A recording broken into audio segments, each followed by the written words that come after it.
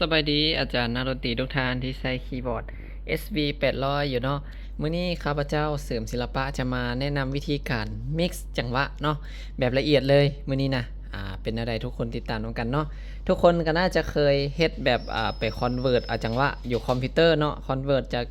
จังหวะยามาฮ่าบอจังสีนะมาเล่นกับตัวนี้เนาะหนึ่งก็คือจะเกิดปัญหาเสียงกลองบ่มีเนาะหรือว่าเสียงกลองมีแต่ว่าบ่ม่วนเนาะเสียงจักเสียงมีอย่างตัวอย่างเนาะป้องแป้งป้องแป้งสารพัดเนาะตัวอย่างคือตัวนี้ตัวอย่าง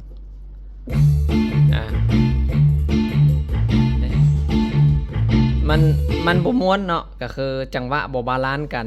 มีเสียงตัวนึงแฮงเสียงตัวนึงคอยเสียงกีตาร์แฮงบ่เสียงปลอกปอกแป๊กเนาะที่เฮาบ่พึงประสงค์เนาะคือแบบนี้เด้แล้วนี่บ่เป็นเซฟเนาะแล้วนี่เนาะเด้บางอันก็พัดพอใช้ได้อยู่เด้คือบางอันแบบนี้มันจะบ่เป็นฟังเลยบ่ม่วนว่าซั่นซะแล้วบัดนี้เฮาสิมาแก้ไขเนาะก็คือคล้ายๆคือเฮามามิกกันแหละเนาะมามิกจังหวะหรือว่ามาอีดิทจังหวะเนาะวิธีการอีดิทจังหวะแม่นสำหรับรุ่นตัวนี้ละแม่นมันจะมีหน้าอีดิทอยู่ในเนาะตัวอย่างคือเฮาไปคอนเวิร์ตจังหวะจาก USB มาแล้วเนาะเสียบ USB ปึ๊บใส่เฮาก็มากดเอาจังหวะกดใส่ USB คือข้าพเจ้านี่หาก็ไปคอนเวิร์ตจังหวะลำวงมาเนาะข้าพเจ้าก็สิเข้าไปลำวงเฮาก็ไปเลือกจังหวะที่เฮาอยากคอนเวิร์ตข้าพเจ้าอยากคอนเวิร์ตบ่แม่นอันนี้แม่นคอนเวิร์ตมาแล้วเนาะเมื่อกี้เว้าผิดข้าพเจ้าอยากไปแปลงเนาะจังหวะที่คอนเวิร์ตแล้วคือจังหวะแห่เคยกล่องได้ละแต่ว่ามันเป็นกล่องอันจีนอยู่เนาะแช่อยู่บ่ม่วนเนาะแล้วเวลาจะพอร์ตเสียงคอร์ดเสียงอันนั้นมันตีกันบ่ม่วนเนาะวิธีเฮาไปแก้ไขเฮากดนี้ edit นี่บัดนี้เฮาสิมาแปลงแบบละเอียดแล้วได้บัดนี้กด edit edit เข้าไปแล้วทุกท่านจะเห็นซองเนาะเห็นบ่อันซอง channel ที่1 2อันนี่แล้วไม่ให้จื่อไว้อัตโนมัติเลยว่า2อันนี่แล้วมันเป็นเสียงกลองเนาะเสียงกลองเปิดเบิ่งเราสามารถกดตัว S นี่ได้เด้อกดตัว S นี่แล้วมันหมายความว่าเวลาเรากดตัวใดแล้วมันจะดังแต่ตัวนั้นตัวอย่างเราอยากให้ดังแต่เสียงกลองก่อนเอาตัวกลองเบอร์1ก่อนอันนี้มันเปลี่ยนกล่องเนาะเปลี่ยนกล่องไม่เขาจิ้มใส่เลยนี่จิ้มใส่ห้องนี่แหละเขาก็มาเลือกเอาexp นี่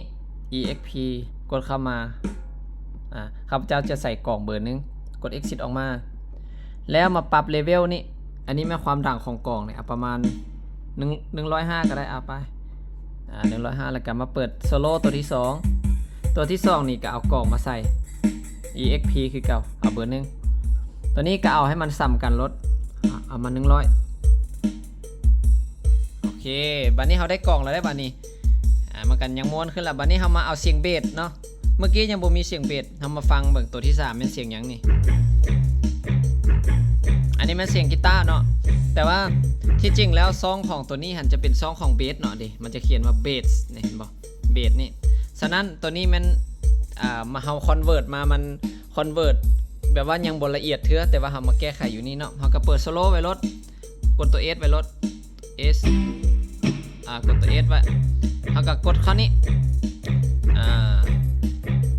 ส่วนเสียงเบสแม่เราแนะนำให้มาเอาอยู่ซองนี้เด้อตัวนี้จะม้วนอยู่ซองพรีเซตมาเอาอยู่ตัวนี้แล้วให้ทานกดเข้านี้กีตาร์แอนด์เบสแล้วเลื่อนมาใส่หน้าที่13และให้ทานเลือกเอาตัวนี้เลยป๊อปเบสเนี่ยตัวนี้เสียงม้วนตัวนี้เป็นเบสสายใหญ่เสียงม้วนให้เลือกใส่ตัวนี้แล้วก็ปรับเลเวลเนาะปรับระดับให้มันพอดีตัวนี้ครับพระเจ้ามักประมาณ95โอเคบัดนี้มาต่อไปบัดนี้จะเป็นคอร์ดเนาะเป็นเสียงปัดคอร์ดแต่ว่าตัวปัดคอร์ดที่มันอยู่ปัจจุบันนี้มันเป็นปัดคอร์ดที่แบบค่อนข้างที่จะบ่ม่วน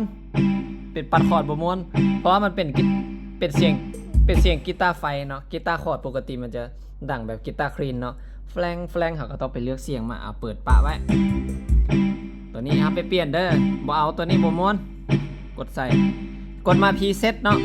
เสียงในพรีเซตนี่มันจะม้วนอยู่แล้วเฮามากดเอาพรีเซตนี่เข้ามากีตาร์นี่เห็นมั้ยกีตาร์ที่ข้าพเจ้ามักใส่แล้วมันมักใส่ตัวนี้ Real Clean เนาะหรือว่าตัวนี้เป็นเสียงคอรัสเนาะ ข้าพเจ้ามักใช้แม่2อันนี้ถ้าว่าเป็นเสียงปัดคอร์ด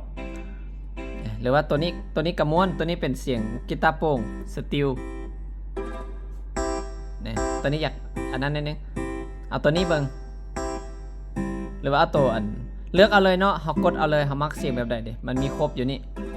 แต่ส่วนตัวข้าพเจ้ามันมักเบอร์นี้กับเบอร์นี้กับกีตาร์คอรัสนี่ตัวอย่างข้าพเจ้าจะใส่คอรัสเนาะคอรัสนี่มันอยากเบาเนาะเฮาก็เล็งขึ้นเปิดคู่กับเบสประมาณ87ซะพอดีแน่มันก็เป็นฟังขึ้นแล้วบัดนี้เห็นบ่มันก็ลิ้นเป็นฟังขึ้นแล้วมันก็เป็นจังหวะแล้วบัดนี้นะเพียงแต่เท่านี้เนาะวิธีการมิกเนาะส่วนตัวเสียงตัวลุ้มนี่แม่เสียงอย่างเขากดฟังเบิ่งอ๋ออันนี้แม่สตริงเนาะเสียงสตริงเนี่ยประมาณ50ก็ได้ไป50โอเคได้แล้วนี่นะอ่างเบิ่งบัดนี้มันพอดีแล้วบ่อันนี้ถือว่าโอเคแล้วนี่นะเฮามิกโอเคแล้วนี่พอฟังแล้วเฮาก็วันนี้เฮาสิ copy เนาะ copy ตอนนี้แม่นเฮาแปลงเฉพาะตัว A นี่เด้อคันว่าเฮาอยากให้มันแปลงทุกอันนี่เฮาต้อง copy เนาะวิธี copy เฮา copy อยู่นี่เห็นบ่ copy to นี่ copy เลย copy to แล้วให้ทุกท่านมาติ๊กเอาหมดเลยอันนี้นะติ๊กเอาทุกอันหรือว่ากดนี่เลยก็ได้กด all เลยก็ได้ all บัดเดียวเลยให้มันติ๊กหมดแล้วก็มาติ๊กเอา2อันนี้เนาะส่วนตัวนี้แม่นอย่าติ๊กเด้อตัวนี้มันเป็นการตั้งค่าแต่ละ channel เนาะเวลาคอร์ดเพี้ยนคอร์ดอย่างมามันจะบ่ม้วนเนาะบ่ให้ติ๊กแต่2อันนี้พอจากนั้นทุกท่านก็กดโอเคเลยบัดนี้ทุกท่านก็เซฟได้เลยได้บัดนี้บ่มีปัญหาเด้เรียบร้อยละเซฟได้เลยตั้งซื้อตั้งอย่างแล้วก็กดโอเคไปเลยแล้วก็โอเคเรียบร้อยนี่นะวิธีการแปลงจังหวะหรือว่ามิกจังหวะนี่เป็นเพลงกันแล้วบัดนี้เซฟม้วนละเนี่ยจะบ่มีตัวใดแห้งตัวใดคอยเพราะว่าเราไปมิกปรับระดับทุกอย่างเราไปเลือกเบสเลือกคอร์ดเลือกกีตาร์เลือกอีกอย่างใส่ให้มันเหมาะสมเลือกกล่องใส่ให้มันพอดีนี่มันก็ประมาณนี้โอเคแล้วบัดนี้กรณีคือเพลงที่มันมีลูกโซโล่เนาะเพลงที่มันมีอินโทรมันมีเอนดิ้งเฮาสิแปลงแนวใดวิธีการแปลงเดี๋ยวเอาเพลงอย่างยกตัวอย่างดีเดี๋ยวเลือกเพลงก่อนเด้อเพลงที่คอนเวิร์ตมาใหม่เนาะที่ยังบ่ทันได้แปลงตัวอย่างเอางามเมืองลาวซะงามเมืองลาวอยู่ใส่งามเมืองลาวงามเมืองลาวนี่อันนี้ยังบ่ได้แปลงเด้อนี่มันยังบ่ม้วนนี่บ่เป็นฟังเนาะนี่เนาะปึ้งแป๊กอยู่บ่เป็นฟังเฮามาแปลงอยู่นี่คือเก่า edit edit คือเก่าทำ edit บ่ต้องขึ้นอย่างหลายนี่ไปเปลี่ยนกล่องมันก่อนเลยกดเข้าไปเปลี่ยนกล่องมันเอาใส่เบอร์1เบอร์2เบอร์3ก็ได้แล้วแต่มักอันนี้เป็นเบอร์1แล้วเนาะแล้วก็มาปรับเลเวลเฮามาเปิดตัว S ฟังก่อนให้มันเหมาะสมส่วนหลายข้าพเจ้ามักตั้งไว้ประมาณ105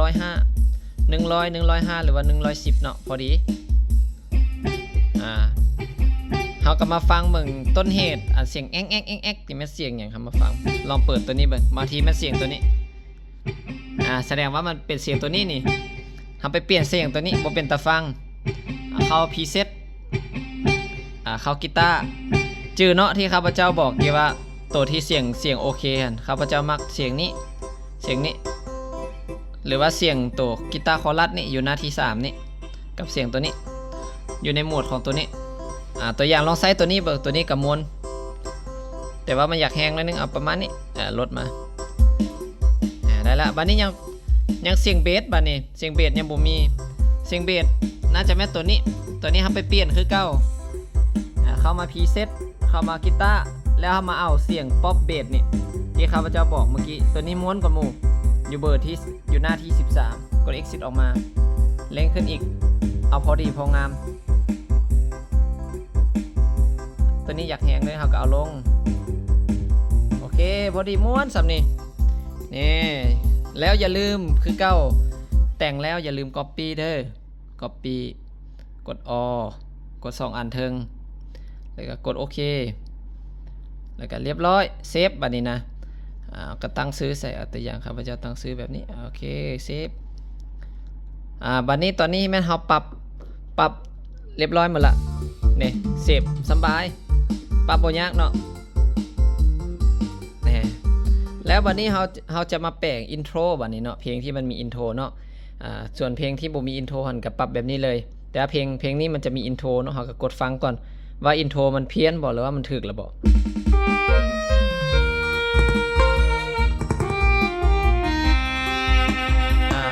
ยังบ่เป็นฟังเนาะยังบ่เ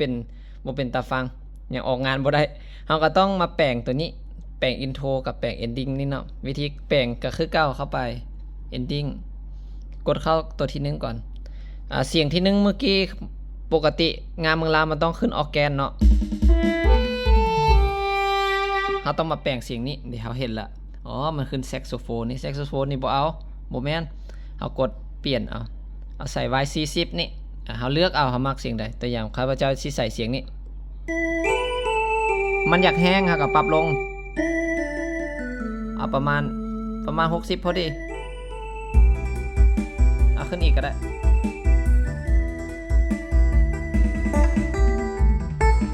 กับเสียงกีตาร์เนาะทุกคนได้ยินเนาะเสียงกีตาร์เนาะนี่เสียงกีตาร์บ่ม่วนครับเปลี่ยนออกอันนี้นะบ่เป็นตาฟังเปลี่ยนออกเอาพรีเซตนี่เอาเบอร์นี้คือเก่าเอาเบอร์191นี่ครับก็ฟังเบิ่ง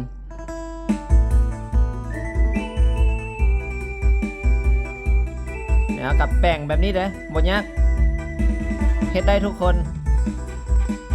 เวลาเฮามิกเสียงมันจะออกเพี้ยนๆเด้อมันตั้งเป็นเนาะเวลาเฮาเข้าหน้าจังหวะแต่ว่าบัดเวลาเฮาเซฟแล้วมันจะบ่เพี้ยนเด้ออันนี้มีแต่ให้เฮามาปรับฟังเสียงปรับเลเวลมาซื่อๆเนาะโอเคตัวอย่างว่าเฮาปรับอินโทรนี่แล้วบัดนี้เฮาก็อย่าลืม copy อีกเฮาบ่จำเป็นต้องได้มาปรับเทื่อละอันเนาะบ่เฮ็ดเด้อแบบว่าปรับตัวนี้แล้วมาปรับตัวนี้ปรับตัวนี้ปรับตัวนี้มันจะบ่แล้วจักเทื่อให้ปรับตัวนี้แล้วก็ copy วางเสร็จหมดเลยนี่นะให้มันเอาค้าตัวนี้ไปใส่เลยปรับแล้วเฮาก็กด copy กด all คือเก่ากดตัวนี้บัดนี้คืออันเฮาแปลงตัวอินโทรนี่เฮาบ่จำเป็นต้องมาเลือกตัวนี้นำเด้อตัวเมนนี่บ่เอาเนาะเฮากดออกเมนนี่บ่เอาอันนี้บ่เอาอันนี้มันเอาแต่อินโทรอันนี้เอาแต่อินโทรมันเนาะเห็นบ่เอาแต่อินโทร1 2 3แล้วก็เอนดิ้ง1 2 3กับตัวนี้ส่วนเมนนี่มันส่วนเมนนี่บ่เอาเด้อเพราะว่าเมนนี่เฮาตั้งเมื่อกี้แล้วเนาะเฮาเลือกเท่านี้พอกดโอเคกดเซฟกดโอเคเรียบร้อยบัดนี้นะเป็นเพลงแล้วล่ะนี่ออกงานได้สบายแล้วบัดนี้เฮากดคอร์ดเบิ่งว่ามันสิม่วนแล้วบ่อันนี้แม่นวิธีการมิกเด้อมิกบ่ยากเนาะเฮ็ดง่ายๆทุกคนสามารถเฮ็ดได้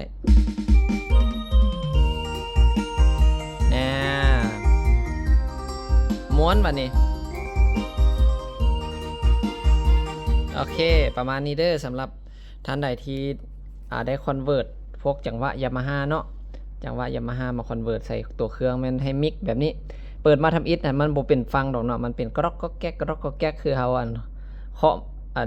กระป๋องนี่แหละมันบ่ม่วนแต่ว่าก่อนที่มันจะม้วนเราต้องได้มาแปลงอีกเทื่อนึงก่อนได้มามิกอยู่ในเครื่องก่อนเนาะมันจึงจะม้วนได้